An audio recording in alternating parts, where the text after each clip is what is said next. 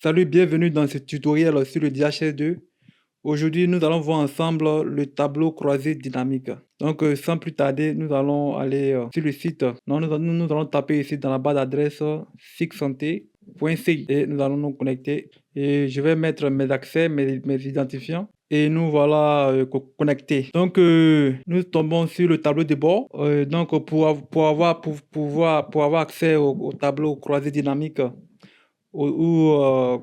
communément appelé le TCD, nous allons aller sur le menu application, symbolisé par la 9 petits points, et aller dans le visualiseur de données.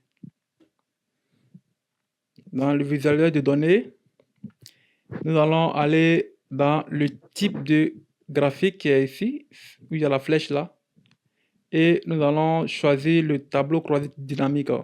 Vous voyez ici, tous les types de graphiques ne s'affichent pas. Donc, nous allons dézoomer un peu l'écran. Voilà. Donc, pour dézoomer l'écran, lorsque vous cliquez ici que tout ne s'affiche pas, vous cliquez sur les trois petits points ici et vous dézoomez l'écran juste à ce que tous les types de graphiques s'affichent. Ici, voici le tableau croisé dynamique qui est là. Il est déjà sélectionné. Alors, le tableau croisé dynamique, c'est simplement un tableau qui va récapituler nos trois dimensions clés, que sont la donnée, la période et l'unité d'organisation. Donc, si nous prenons un exemple, le nombre de le nombre de consultants en 2024 dans la région sanitaire du Sud Komboué. Donc, nous aurons nos trois dimensions, le lieu qui est encore appelé l'unité d'organisation, qui est la région du Sud Komboué. Nous aurons aussi la période qui est le temps, qui est ici dans notre exemple, qui est 2024, et la donnée qui est le nombre de consultants. Donc, nombre de consultants dans la formation sanitaire.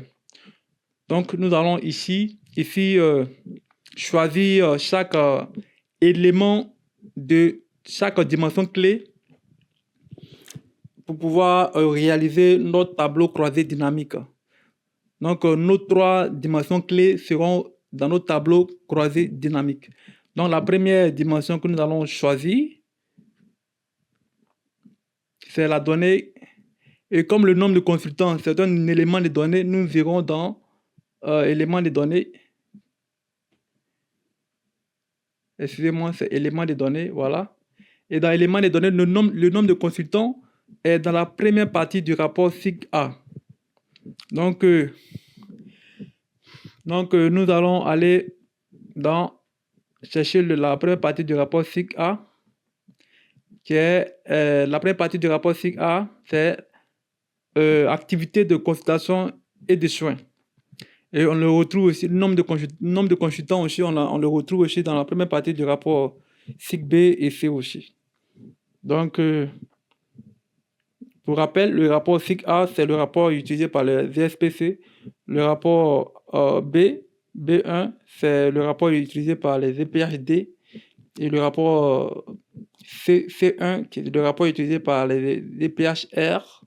Et le rapport CS, qui est le rapport utilisé par les communautés. Donc, nous avons quatre types de rapports SIG. Le SIG A1, qui est ici, là, utilisé par les SPC, B1, EPHD, C1, EPHR et CS par les communautés.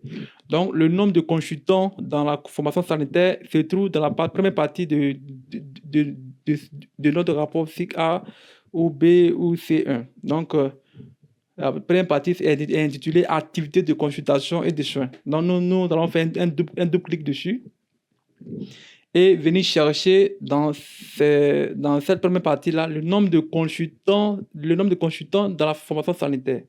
Donc, on peut dérouler la flèche jusqu'à ce qu'on on cherche, on cherche le nombre de consultants dans la formation sanitaire. OK, voilà, le voici qui est là. Nous avons repéré le nombre de consultants. Non, ça c'est le nombre de consultations. Nous cherchons le nombre de consultants. Non, on va descendre encore. On va descendre. Est-ce qu'on ne l'a pas dépassé? On va remonter ici. On va remonter, voilà. Le voici qui est là. Nombre de consultants dans la formation sanitaire. Et donc, nous venons de trouver notre première dimension qui est clé du DHS2 qui est la donnée que nous avons sélectionnée. Et j'avais dit que pour sélectionner cet élément de données-là, nous allons faire un double clic sur cet élément de données-là. Donc, on fait un double clic. Quand l'élément de données passe à droite, ça veut dire que l'élément de données est sélectionné. Pour le moment, on ne va pas cliquer sur mise à jour. On va cliquer sur mise à jour lorsqu'on aura fini de sélectionner nos 3 dimensions clés.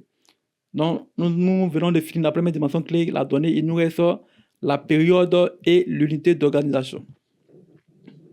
Donc, pour l'unité d'organisation, j'avais dit tantôt qu'il faut, il faut tout décocher en haut, tout décocher en bas, et puis pour faire une sélection manuelle.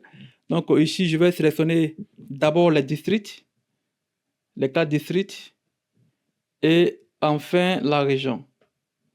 OK.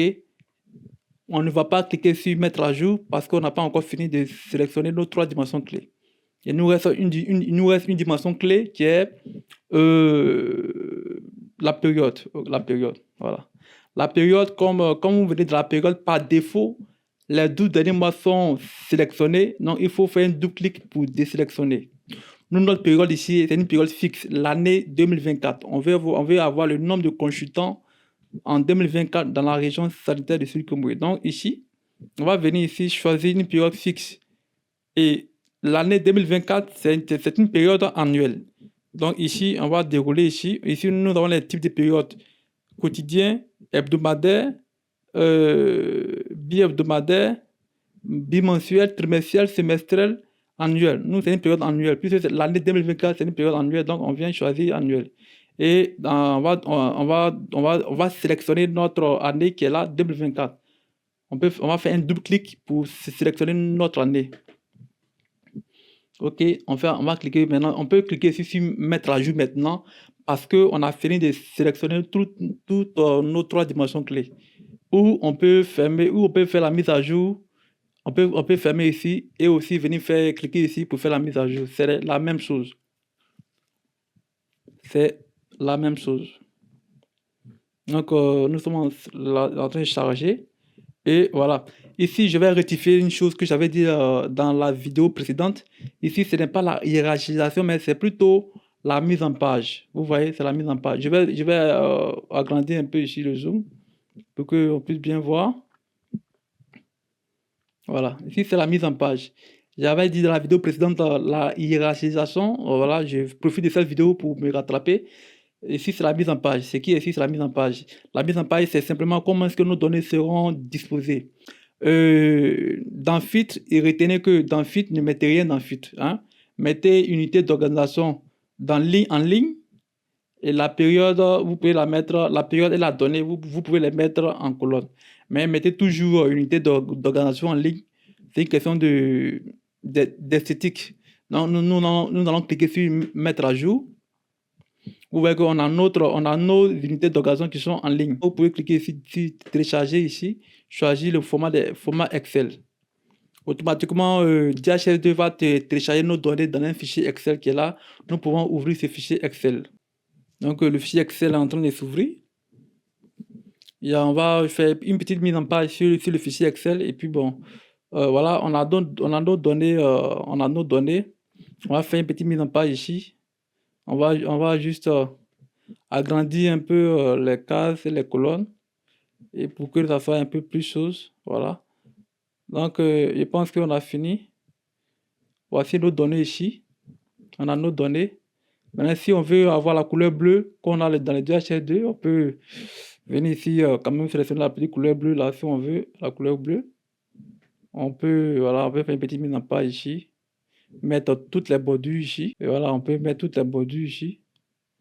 Et voilà, si agrandir un peu, voyez ce que ça donne. Donc, merci beaucoup.